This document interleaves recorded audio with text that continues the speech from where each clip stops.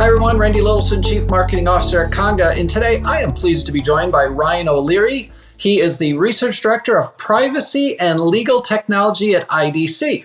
And we're going to be talking about legal's role in revenue management. So Ryan, to start with, in a lot of organizations, the legal function is somewhat siloed from other functions like sales.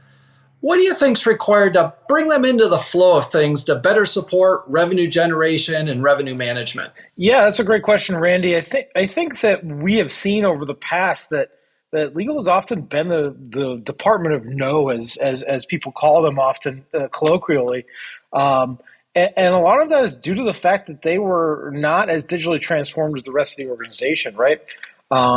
And in the past few years, maybe the last half decade or so, we have seen kind of the advancement of legal technology and the adoption of legal technology to turn them from not necessarily a cost center, but to somebody who's supporting business outcomes. And one of the major pieces that we've seen do that is contract lifecycle management as part of revenue management, right? Because contracts are the lifeblood of the organization, and they cut across the entire organization, and in an assembly line of sorts is how I generally like to think of it. And legal is just one stop on that assembly line. They're an important stop on that assembly line, but it kind of gets them out of their little closet full of leather-bound legal volumes and talking to the rest of the organization and collaborating and helping them drive the business. So as we start to bring legal into the fold with these processes, what are some of the benefits that organizations get from doing so? Well, I mean, efficiency is the major one, right? A lot of times we've seen legal has kind of been the metrics and their ability to be introspective and improve their processes hasn't been there.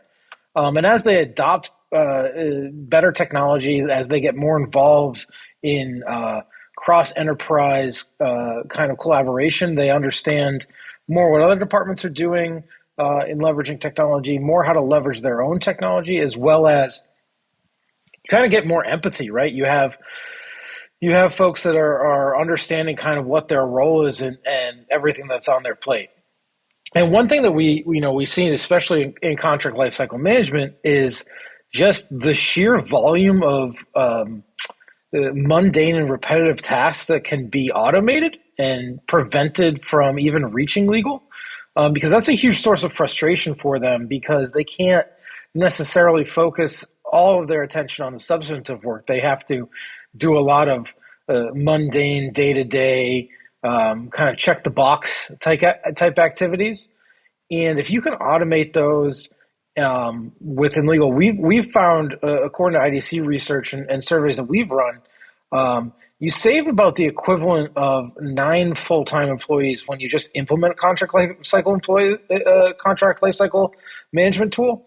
That's not to say you're necessarily firing 9 employees, but you are getting the hours, 9 times 40, right?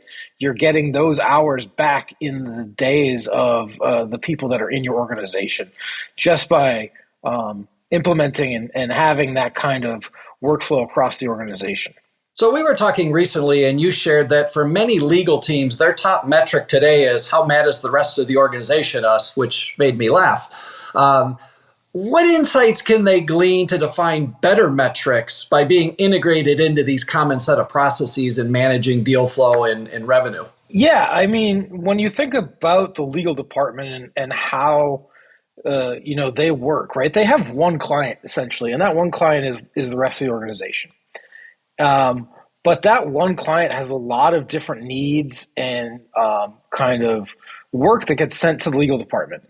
And, if you don't have a formal way to route that, if you're just doing it ad hoc via email, you're not part of any kind of enterprise-wide shared services or processes, that the ability to look into and derive kind of meaning from patterns within that work is lost, because, it's hard to understand who is doing what within the department, how long it's taking them to do it.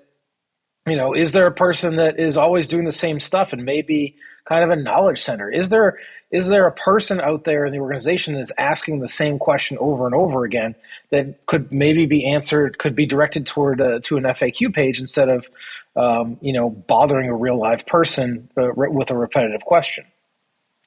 Not to mention, when it comes to change management, issues, if you're having some attrition or turnover in the legal department, some of that knowledge may leave with that person. You may not necessarily have been able to capture it if you didn't have a single source of truth within the legal department.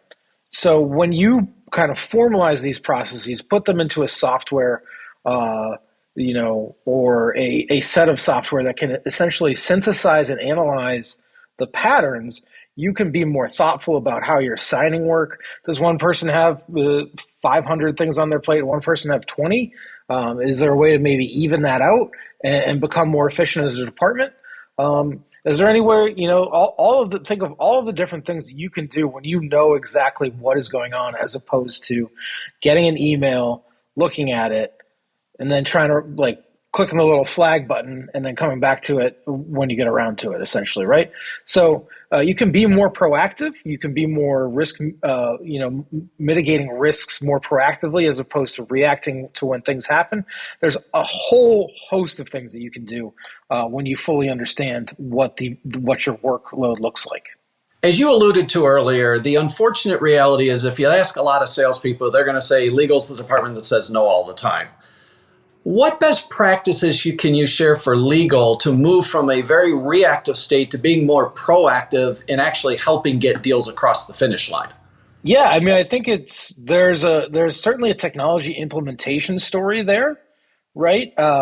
When you implement contract lifecycle management, you have an ability to set up playbooks and learn from past contracts what we would call predictable variability, right? You can bake in kind of guide rails about what might be acceptable, so you don't necessarily have to review every contract. You can really focus on the ones that are the major deals and the major pain points that you can kind of nip stuff in the bud. You can also have, there's only so many hours in the day for legal to be essentially reading contracts. When you have a technology assisted contract process, you have 1,000 times more eyes on these contracts, and you can potentially flag stuff that a tired attorney's eyes might miss. That's not to say that you would completely have a automated or kind of robot legal department, but certainly enhancing and adding digital coworkers into the mix to allow legal to kind of take a breath, look at the whole picture, and think about what's coming next, as opposed to being inundated with work that they're struggling to keep up with on a reactive sense. So, in the real key to making the legal department proactive is to enable them to have a workload that enables them to be proactive, because essentially that's what they want to be doing from a corporate perspective. So Ryan, let's close with this. In your role, you talk to lots of people in the legal profession. What best practices are you seeing in terms of them providing better legal service delivery to the organization? Yeah, I mean, having kind of almost what I would call as a shared services kind of portal, having a way to intake legal service delivery requests from the rest of the organization, right? Being able to, me as an end user, to go and log on and be like, hey, this is my problem. I need legal to look at this. I need some counsel on this. And then sending them through a workflow that essentially will help route their problem to the right person, or B, kind of route it to the right FAQ page or some other resource that will answer their problem without actually, leveraging the legal department if it does not rise to the level of needing an actual attorney on the call or on the problem, right? Because you're paying these in-house counsel, paying them a solid amount of money, so you don't necessarily want them doing work that is not worth the dollars that you're paying them. So technology and being able to have a portal where you can intake, then on the back end being able to synthesize, almost like a ticketing system that you would have in IT, right? To be able to synthesize those inputs and ferret them out in the most efficient way possible, as well as being able to learn from what you are doing and have done in the past to make you more efficient the next time. Ryan, thank you for the insights. Thank you for joining us. We invite you to learn more at Conga.com.